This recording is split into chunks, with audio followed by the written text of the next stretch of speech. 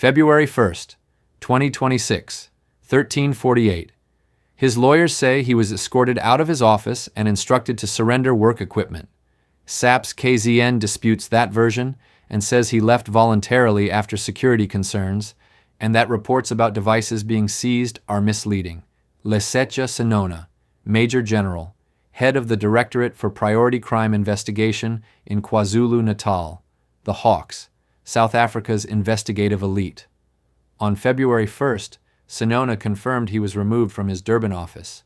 His lawyers issued a statement. According to that statement, a police captain arrived at his office acting under direct orders from Provincial Police Commissioner Nalanla Mkhwanazi. The captain escorted Senona out of the building, along with his secretary. They ordered him to surrender his work equipment, phones, laptop, everything. They told him not to come back and keep the apartment deal in mind. It comes back later. They never communicated any further because I believe the issue of the business venture didn't go through.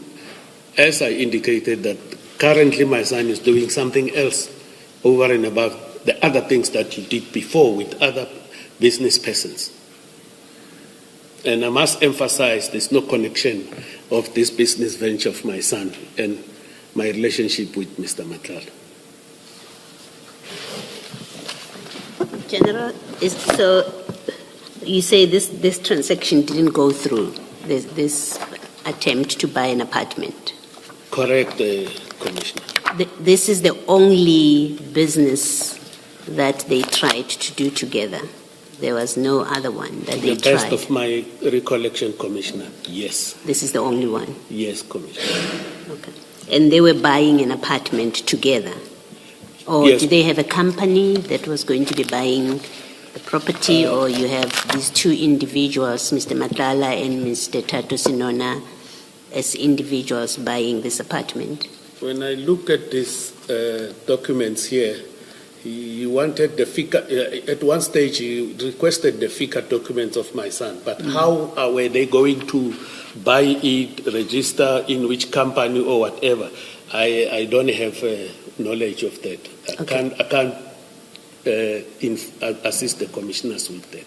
All right. Maybe let me ask more clearly. What I'm trying to find out is, did they ever have a company together, to your knowledge?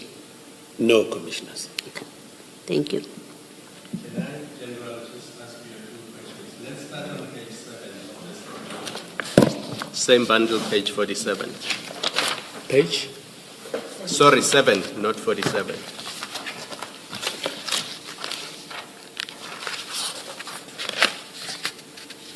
The impression you created was that it was Ket Matlala who asked you if you know Tato Senona. Two versions, same weekend, completely different story. So what changed behind the scenes? Let's go back 5 days, January 27, 2026. Senona testified at the Madlanga Commission, and the core issue was his relationship with Vusimuzi Kat Matlala. Matlala is a businessman who faces multiple charges, including attempted murder, according to the NPA, and testimony has described a so-called Big Five syndicate, with reporting linking Matlala to those allegations, and Senona admitted before the commission that Matlala was like a younger brother to him. Taking the decision to suspend Julius Mkhwanazi and even their head of legal, Advocate Kemi Bahari. But that was the city of Ekurhuleni deciding to act on those suspensions, unless the commission recommended that secretly and we don't know. But the commission must be transparent about that. So if the city acted on their recommendation, that the commission would have probably said so. So why is the commission not recommending suspensions for some of these embarrassing cops? I mean, the weighted evidence against Senona is so powerful. He has clearly conducted himself improperly. His conduct has been questionable and could even border on criminality. And we must be comfortable with him staying in office? I think it's unwise for the SAPS to keep people like this man in his position, given that the public see them as posing a serious threat, not only to the credibility of the institutions they work for, but you could argue to public safety too. When the president established this commission, he said the Commission will make findings on criminal prosecutions or institutional reforms, and where appropriate, they must make recommendations on the employment status of such officials, whether they should be suspended pending the outcome of investigation. Is the Madlala Commission then waiting to make those recommendations at the end? And how much damage would have been done by then? What do you think? What do you think should be the approach of the SAPS or the Commission to these chaps, whom we can see clearly their improper behavior? Willie, you calling from Pretoria. Good morning. Let that sink in. The head of the Hawks in KZN described a man facing serious criminal allegations as his younger brother. But here's what makes this whole thing explode. During his testimony, Senona admitted sending confidential police information to Matlala, sensitive documents, affidavits, details about police officers and their deployments, information that could put lives at risk. He also admitted sending Matlala the letter from Police Minister Senzo Machunu about the disbandment of the Political Killings Task Team, the PKTT. This is critical, because the PKTT was investigating Matlala at that time, and Senona sent him the letter informing that this team was going to be dissolved. When the commissioners asked him why he did it, Senona said, "Sometimes you send things to your contacts. We share randomly to talk about current affairs." The commissioners found that explanation implausible. But there's more. Much more. Senona admitted accompanying Matlala to a meeting with Provincial Commissioner Nalanla Mkhwanazi on April 15, 2025. According to Senona, the meeting was organized by former Police Minister Beki Tele. The purpose, to help Matlala resolve problems with a SAPS contract, a 360 million rand contract. Ask for your pardon because I used this word that I don't like, but I didn't do an investigation, but I believe that apartment is that of the General Mkhwanazi. Upon arrival, we sat in the living room area. We had conversations of a general nature. Shortly thereafter, Mr. Matlala and Lieutenant General Mkhwanazi began their discussions on the issues of the payments. I am not privy to all that was discussed as I was moving between the living area and the kitchen. My knowledge, however, in terms of my recollection, is that the general agreed to assist Mr. Matlala to get the purchase orders from head office, and then Lieutenant General Nkua was the the end user of the services of this tender. And he spoke about Lieutenant General Nkua's rumors that she owning properties beyond her affordability, which might amount to corruption. And he also offered, there I heard that he also offered to hold. It's the first time I heard about the investigation against Matlala, that to offer allegations of attempted murder against Mr. Matlala for Tebogo Tobejani in exchange of information in relation to Lieutenant General Sibia in that meeting. Commissioners, in a process there, the general offered me some drinks there. See, there is a lounge there, then you go out, you come this side, is a kitchen, there is some sort of liquor that was placed there. I was drinking. He offered me and I drank. 360 million rands. Senona testified that a proposal like that was raised in the meeting. That claim is disputed, and it's expected to be tested when the provincial commissioner returns to the stand. This is dynamite. If that allegation holds, it would mean a senior policing figure is accused of floating a protection-style trade-off in exchange for information about another high-ranking officer. But during cross-examination, Senona changed his narrative. He said he believed Mkhwanazi made the offer as a tactic to extract information from Matlala. The contradictions pile up, and here comes the strangest twist in the entire testimony. When asked what Mkhwanazi and Matlala discussed in that meeting, Senona said he couldn't hear the conversation because he was in the kitchen, preparing whiskey.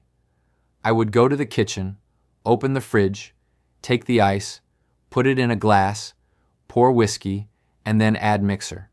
I would then taste if it's to my preference, and then go back. That's what he said, literally. The head of the Hawks in KZN at a meeting involving the provincial commissioner and a man facing serious criminal allegations spent his time mixing drinks. The commissioners challenged that explanation. Now, let's do a quick forensic accounting, because the numbers here matter. 360 million rands. That's the value of a 3-year SAPS Health Services contract awarded in June 2024 to Medicare 24, a company linked to Matlala, and Senona has denied helping Matlala secure that Medicare 24 tender. CAT VIP Protection is a separate private security business linked to Matlala, but it's not the R360 million SAPS Health Services contract being discussed here. To put that in perspective, 360 million rands is approximately 19 million US dollars. This is not a minor contract. It's a massive contract with the South African police. Reporting around the commission has alleged irregularities and payment disputes, which is why access to senior decision makers suddenly matters. The financial incentive is clear. With 360 million rands at stake, any delay in payment is a huge problem.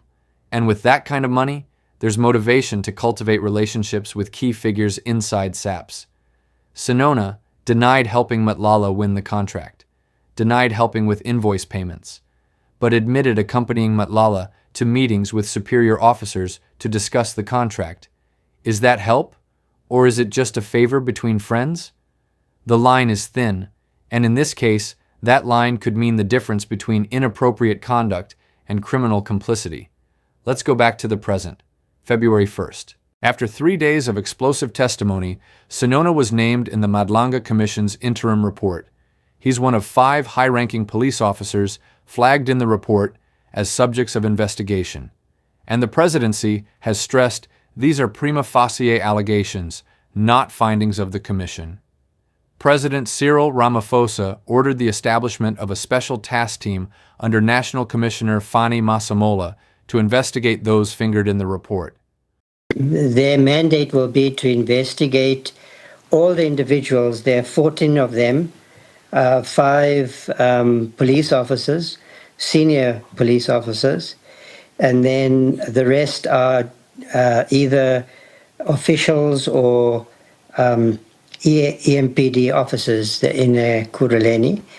They will all be investigated on the basis of the findings of the Madlanga Commission for criminal conduct. Yeah. In addition, the Commission and I have agreed that they will all, at least the police officers, but I've also had a discussion with the mayor, they will be placed on precautionary suspension. On Saturday, Senona's lawyers said he was escorted from the SAPS provincial headquarters offices and instructed to surrender work equipment and not return. But SAPS in KwaZulu-Natal disputes that framing. They say his weekend visit triggered security concerns, that he failed to follow access procedures, and that he was asked to leave state-issued equipment behind, after which he left voluntarily. The next day, February 1st, Senona publicly confirmed he was removed from his office. His lawyers said Senona has not yet been suspended, that he has not received any written notice or reasons for the action taken against him. Net result, he's out of the office, the misconduct process is active, and the public is watching 2 narratives collide. SAPS KZN describes it as a security response and says he left voluntarily, and that devices seized reporting is misleading. The Economic Freedom Fighters, the EFF, issued a statement on Friday demanding Senona's immediate removal, arrest, and criminal prosecution. The party described his relationship with Matlala as deeply troubling. The EFF argued that Senona shared police affidavits and sensitive information with Matlala, including a document containing confidential details about police officers and their deployments. The EFF alleged that the disclosures were so serious they believe Senona should have been arrested immediately after his appearance at the commission. But here's the problem. So far, Senona has not been arrested. He has not been formally charged. And according to his lawyers, he's seeking to establish the reasons behind the drastic action taken against him. So what's really happening here? Option 1. Investigators may conclude there was serious misconduct, including improper sharing of sensitive information, and this is a containment step while processes run. Option 2. Some observers believe this is an attempt to sideline him after explosive testimony. That second frame is an interpretation, not a proven fact, but it's part of why this story has turned into a public war. Or maybe it's a combination of both. What is clear is this. The commission process is putting explosive allegations and relationships under a spotlight. Links, meetings, messages, contracts, and the public is watching every move. And at the center of all this is KwaZulu-Natal, the province with the country's highest crime rates, where political assassinations are common, where drug cartels operate with impunity. So we do know that there is something that is coming. But of course, as you correctly point out, that this is the head of the KZN Hawks. So this is the senior leadership structure for that provincial Hawks. He guides them. He takes care of that particular province. If he is facing these kinds of allegations, one can assume that this kind of structure may be compromised. And if you have a system where members of the public can't trust in that institution or that unit, then you erode that particular rule of law in that unit that it oversees in the KZN province. And then, of course, you create a bigger issue in the country. Because if you have all these units and these structures that are being run by individuals, Gauteng's another province which is going to have that issue with respect to the allegations that they are facing, is that if you don't act on these, I guess, leadership structures that are seemingly, allegedly compromised, that filters down. And then, of course, you compromise the rule of law in those various institutions in which they oversee those areas. So that is the pressing concern that also emerges out of the evidence of Major General Senona. There was that huge issue about the drugs that were seized that went missing. Over 200 million worth of drugs that were said to have been stored in a strong room that miraculously found its way out. And it doesn't help that this happened under his watch as the leadership of the KZN Hawks head, and here you are hearing allegations that he enjoys alleged associations with criminal cartels that literally work in this particular area of the alleged illicit drug trade.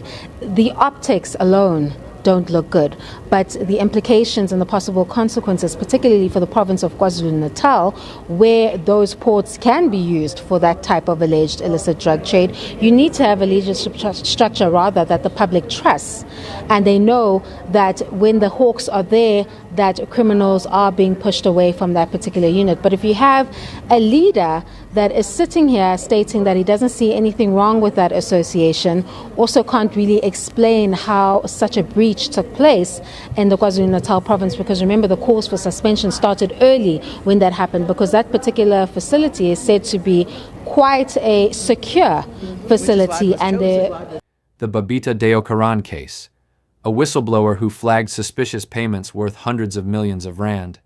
Commission testimony and reporting have alleged links between Matlala and that case, and when Senona was asked if he knew about Matlala's alleged link to Deokaran's murder, he said he heard about the killing but denied knowing the full details of Matlala's alleged involvement.